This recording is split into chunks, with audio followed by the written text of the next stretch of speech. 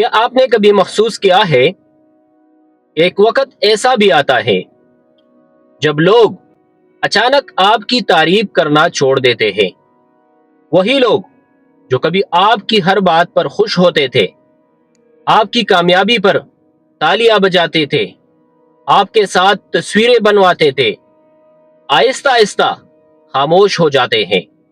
न वो पहले जैसी बात करते हैं, न पहले जैसी इज्जत देते हैं, और नहीं आपकी कामयाबी का जिक्र करते हैं।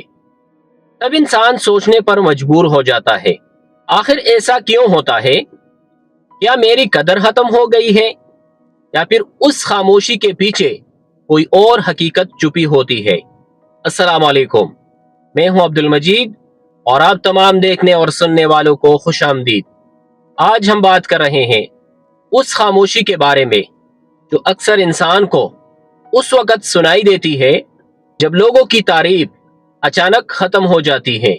हकीकत यह है कि हर तारीफ सच्ची नहीं होती और हर खामोशी नफरत भी नहीं होती।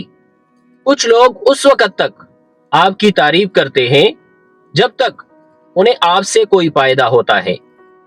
कुछ लोग उस वक्त तक आपके साथ होते हैं जब तक आप उनसे आगे नहीं निकलते, लेकिन जैसे ही आप तरक्की करने लगते हैं, कुछ दिल बदलने लगते हैं।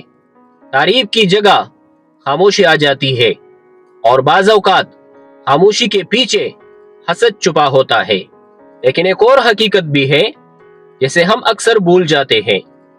अगर आप हर वक्त लोगों की तारीफ के इंतजार में जिएंगे तो एक दिन जरूर टूट जाएंगे, क्योंकि लोगों की राय हर रोज बदलती है।